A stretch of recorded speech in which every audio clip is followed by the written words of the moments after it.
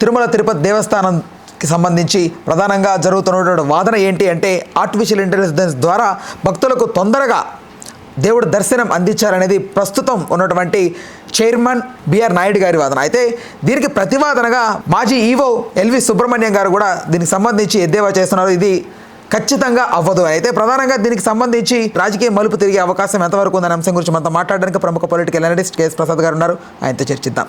Sir నమస్తే. ఇప్పుడు వీరిద్దరిలో ఎవరు కరెక్ట్ అంటారు సార్? ఎవరి వాదన కరెక్ట్ అనుకుంటారు? వాదనలు ఎవరైనా తెలియదు పక్క పెడితే కాసేపు బిఆర్ నాయుడు గారితో ఏటీ కాదన్నది మాత్రం వాస్తవం. ఏదో పార్టీ పరంగా వచ్చి ఈ భజన ఛానల్ త్రూగా వచ్చిన పదవికి వన్నెతే అని టీటీడీ చైర్మన్ని ఫస్ట్ టైం చూస్తున్నాం. ఏది పడితే అది చంద్రబాబు గారు ఆర్టిఫిషియల్ ఇంటెలిజెన్స్ మాడారు కాబట్టి ఈయన కూడా ఆర్టిఫిషియల్ ఇంటెలిజెన్స్ వాళ్ళకి క్వాంటమ్ కంప్యూటర్ లేవు చెప్తే దాని గురించి కూడా క్వాంటమ్ కంప్యూటర్స్ ప్రకారం కూడా దర్శనాలు ఏర్పాటు చేస్తామని చెప్పినా ఆశ్చర్యపడండి నేను. ఎందుకంటే ప్రాథమిక అవగాహన లేకుండా ఉన్నప్పుడు ఏది మాట్లాడినా చెల్లుబాటు అయిపోద్ది అనుకుంటే ఇలాగే ఉంటుంది.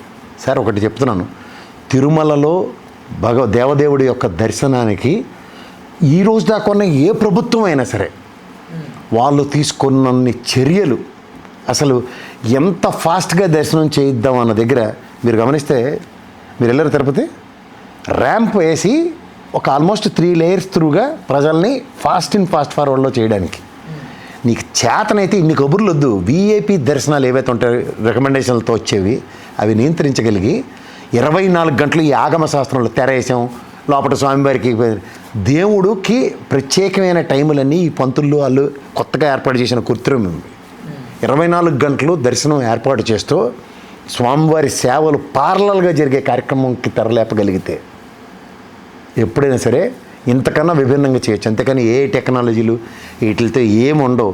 ఎస్కలేటరే ఫెయిల్ అయింది అక్కడ, తెలుసా మీకు? అక్కడ ఎస్కలేటర్ అట్లాంటిది పెట్టి దర్శనం త్వరితగతిన బంగారు వాకిల నుంచి వెళ్ళిపోతే ఈజీగా వెళ్ళిపోతే ఎవరు ఆపక్కర్లేదు వెళ్ళిపోతారు అన్నది కూడా ఫెయిల్ అయింది అది. Because not practical, it's not feasible. So అలాంటి ఎరోనియస్ సర్కమ్స్టాన్సెస్ని గత ప్రభుత్వాలు ఎన్నో రకాల అసలు తిరుపతి తిరుమల ముఖ చిత్రాన్ని మార్చిన మహానుభావుడు అంటే నందమూరి తారక రామారావు గారు. ఆయన వచ్చిన దగ్గర నుంచి దాంట్లో వచ్చిన పరివర్తనలు, దాంట్లో వచ్చిన ప్రజల కోసం స్వామివారు అన్నది ఎస్టాబ్లిష్ అయింది. తర్వాత ఈ మాడవీధులు కూలగొట్టిన దగ్గర నుంచి మా రియల్ ఎస్టేట్ చిన్న జీరికి కోపం వచ్చింది. పెద్ద జీరి అయితే ఆ రోజు నుంచి తలుపులు వేసుకుని అక్కడే ఉంటాడు. ఏం చేస్తాడో భగవంతుడికి కూడా తెలియదు. ఆగమ శాస్త్రానికి విరుద్ధంగా ఏం జరిగినా పట్టించుకొని ఆ జీర్లు అక్కడ ఉన్నంతకాలం ఇలాగే ఉంటుంది. నేను గ్యారంటీగా చెప్పగలను. సొంత పెత్తనాలు ఎలగబెట్టడానికి వీళ్ళు ధర్మకర్తల రూపంలో వచ్చి వీళ్ళు ఏదో చేసేస్తే అయిపోతుంది అనుకుంటే కుదరదు. సుప్రీంకోర్టు వైలేషన్స్ రూలింగ్స్ గౌరవ మాజీ ఈవో సుబ్రహ్మణ్యం గారికి తెలిసిన దాంట్లో ఆనా పైసా కూడా బిఆర్ నాయుడు గారికి తెలియదు. నేను చెప్తున్నాను, రాసుకోండి కావాలంటే. శర్మ గారు, సుబ్రహ్మణ్యం గారు, ఐవీఆర్ కృష్ణారావు గారు ఇలాంటి మహానుభావులు అందరూ దాంట్లో అన్ని రకాల ఎక్స్పెరిమెంట్లు చేసి దేవదేవుడి సన్నిధులు అంతకెందుకంటే ఇంతదాకా ముందుండేవారు ఆయన. నిరంతరం నెలలో ఒక్కసారైనా స్వామివారి సన్నిధికి వెళ్ళేవాడు. నిరంతరం గుండు చేయించుకుని వచ్చేవారు ఆయన. నార్త్ నుంచి వచ్చిన ఈవో గారు మొన్నటిదాకా ఉన్నారు ఆయన వైఎస్ఆర్సీపీ కన్నా ముందున్న గవర్నమెంట్లో. సో అలాంటి వ్యక్తుల యొక్క ఔన్నత్యంతో కూడా దాన్ని శతవిధాలుగా ప్రయత్నించి సామాన్య భక్తులకి స్వామివారిని దర్శించుకునే భాగ్యానికి సువర్ణ అవకాశాలు క్రియేట్ చేశారు. ఈ రీసెంట్ పాస్ట్లోనే గబ్బు లేపుతుంది కానీ అసలు బ్రహ్మాండంగా ఉండేది. అసలు ఒక తిరుపతి అనువ లేకుండా ఆ దేవుడికి అదేది 10,000 రూపాయల టికెట్లు రద్దు చేస్తూ మళ్ళీ నిన్నటి నుంచి ఇచ్చి వాళ్ళు టికెట్ తీసుకుంటే రేపు కిందసారి ఆ టర్మ్లో బ్రహ్మాండం కలిసి ఎయిర్పోర్ట్లో దగ్గరనే టికెట్ తీసుకుని వెళ్ళి వాళ్ళం సాయంత్రం దర్శనం చేసుకుని మళ్ళీ వందే భారత్ ఎక్స్ప్రెస్ అయితే సూపర్ కన్వీనియంట్. ఇప్పుడైతే ట్రైన్ దగ్గరనే దర్శనం అయిపోయి వెనక్కి వచ్చేవాళ్ళం. అలా లెవెల్లో ఉండేది అది. దివ్యవాణి దర్శనం అది. సో అలాంటివన్నీ చూసి పైన ఏమో టికెట్లు ఇస్తారు, కిందనే ఇస్తారని చెప్పిన దానికి తొక్కేసినట్లు ఎంతమంది. ఇవన్నీ చూసాం. ఎస్ఓజ్మే నీతో కాదు, అయిపోయింది 2 ఏళ్ళు ఎంత టర్మ్ ఉంటుంది. దేవుడు నీకు ఇచ్చిన సువర్ణ అవకాశం, బ్రహ్మాండంగా సేవ చేసుకో, వెనక్కి రా. ఏ టెక్నాలజీ సిస్టమేటిక్గా నేనేదో చేసేద్దాం అంటే సిస్టమే లేని వాళ్ళు మీరు. సిస్టమేటిక్గా అన్నది ఊహకందని విషయం. ఇన్ని అమెండ్మెంట్స్ ఎందుకంటారు? దానికి గౌరవ చంద్రబాబు గారి డిస్కషన్ తీసుకొని చేస్తేనే పని అవుద్దండి. ఇలాంటి ఏలు బుయేలు ఈ మాయాజాలం కబుర్లు పక్క తీయండి. చంద్రబాబు గారి ఆయనలో తిరుపతి తిరుమల పరిరక్షించిన విధానంలో తెలుగుదేశం లెగసీ ఉంది. దాంట్లో వీళ్ళెవరండి? వీళ్ళందరూ చేస్తారు వెళ్తున్నా. సుబ్రహ్మణ్యం గారు 100% కరెక్ట్ ఈ విషయంలో. సార్ ఇప్పుడు ఇంపాసిబుల్ అన్న దగ్గర పాసిబిలిటీ ఉందని వీళ్ళు అంటున్నారు. ఎవరు? ఏమీ తెలియని బిఆర్ నాయుడు లేటోళ్ళు. ఆయనకి ఏంటి తెలియదు సార్, డైరెక్ట్ చెప్తున్నాను నేను. తెలిసిన అనుకుని భ్రమంలో మీరుంటే నేనేం చేయలేను.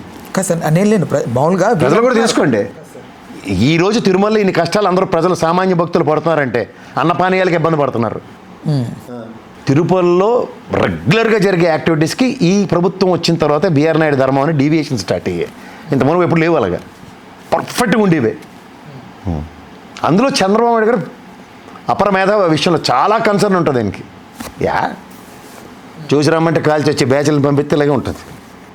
వీళ్ళు చేస్తామన్న దగ్గర చేయలేకపోతే తర్వాత భక్తుల నుంచి రియాక్టివ్ మూడ్ వస్తుంది కదా, భక్తుల నుంచి వస్తుంటే ఛానల్లో కూర్చొని ఆన్లైన్ తిడుతున్నారు కదా, వాళ్ళు బ్యాన్ చేసేయాలి. స్వామివారి దగ్గరికి వెళ్ళకుండా ప్రజలని భక్తుల్ని బ్యాన్ చేయమని చెప్తుంటారు ప్రవచనాలు. ఇది వీళ్ళ యొక్క దాన్ని ఏమంటారంటే దురహంకారానికి ప్రతి కష్ట. అసలు దేవుడికి భక్తులను దూరం చేసే అధికారం వీళ్ళకి ఎవరిస్తారు? మరి ఆ డిస్కషన్స్ ఉన్నప్పుడు వీళ్ళ గురించి మనం ఎందుకు మాడాలి? ఎల్వి సుబ్రహ్మణ్యం గారు మాజీ chief secretary, IAS officer, X EO for TTD. ఆయనకున్న అనుభవంలో అనా పైసా ఉండదు వీళ్ళకి. వెళ్ళేటండి సొంత వేతనాలు వెళ్ళి ఉంటాడు. నాకు తెలిసి ఎల్వి సుబ్రహ్మణ్యం గారు రీసెంట్ పాస్ట్లో వెళ్ళి ఉంటాడు, మంటెక్కిపోయి వచ్చి ఉంటారు. అందుకే అంత చక్కగా చెప్పాడు ఆయన. నేను నా 56-57 సంవత్సరాల ప్రస్థానంలో నేను స్వామివారి దగ్గరికి ఆయన అగ్రిగేట్ 6 నెలలకు ఒకసారి వెళ్ళా. నేను ప్రతిసారి ఒక భిన్నత్వాన్ని చూశాను. డిఫరెంట్గా గత నా అనుభవానికి విభిన్నంగానే ఉంది, ఇంకా డెవలప్ అయ్యి ఈ టెన్యూర్లోనే ఎక్కడేసిన గొంగలు ఎక్కడే కనబడుతుంది. విపరీతమైన కష్టాలు. సింపుల్ హైదరాబాద్ ప్రజలకు అర్థం అవ్వాలంటే ఒకటే లాజిక్. మనకి ఇక్కడ ముఖ్యదంటే ఇలా తిరుగుతున్నాం చూడండి, ఈ సందులోకి వెళ్ళాలంటే ఎక్కడెక్కడ తిరుక్కుని వస్తున్నాం చూడండి. రోడ్ నెంబర్ 45 అంతా ప్రదక్షిణ చేస్తేనే కానీ పెద్దమ్మ గుడికి వెళ్ళాం. రోడ్ నెంబర్ 45 అంతా తిరిగి మళ్ళీ బాలకృష్ణ గారు ఇల్లు ముట్టుకుంటాను కానీ ఇక్కడికి రాలేం. ఇలాంటివన్నీ చూస్తున్నాం కదా. సేమ్ తిరుమలలో కూడా ఇలాంటి కోతి పెద్దలాటకమే పెట్టారు అక్కడ. ఇలా గింగిరాలు తిరుక్కుంటూ తిరుమలలో ఎన్నో అమెండ్మెంట్స్ తీసుకొచ్చిన గత ప్రభుత్వం టైంలో లడ్డు రేటు పెంచడం కానీ, సో కొన్ని ఫెసిలిటీస్ కూడా ప్రజలకి సరిగ్గా అందలేదన్న ఆ వ్యతిరేక ధోరణిలో ప్రజెంట్ జరుగుతున్న సిచ్యువేషన్స్ మీరు ఎలా బేరీజ్ వేస్తారు? ఇందులో ఏమీ లేదు బేరీజ్. ఈ టర్ము ఎక్కడ వేసిన గొంగలి ఎక్కడే ఉన్నది తప్ప స్వామివారి సేవల్లోనూ స్వామివారి కైంకర్యాలను ఆగమ శాస్త్రానికి భిన్నంగా జరుగుతున్న పెద్ద జీఆర్ ఏటి పట్టించుకోడు. మా చిన్న జీఆర్ అయితే ఇక్కడ రియల్ ఎస్టేట్లో బిజీగా ఉన్నాడు. అక్కడ ఉన్న పరిస్థితులకి అనుగుణంగా వీళ్ళకి నచ్చిన కోతాట్లా వీళ్ళు ఆడుతున్నారు. అంతకన్నా ఎట్లేదు. దీనికి మళ్ళీ మా చంద్రబాబు నాయుడు గారి దిక్కు. ఆయన ఖచ్చితంగా ఆయన సూపర్లేటివ్ డిస్కషన్స్ తీసుకుంటే ఆల్రెడీ ఇవ్వాల్సిన జలక్లు ఇస్తున్నారు. ఇంకొంచెం స్ట్రాంగ్ ఇస్తేనే కానీ అక్కడ పనిలో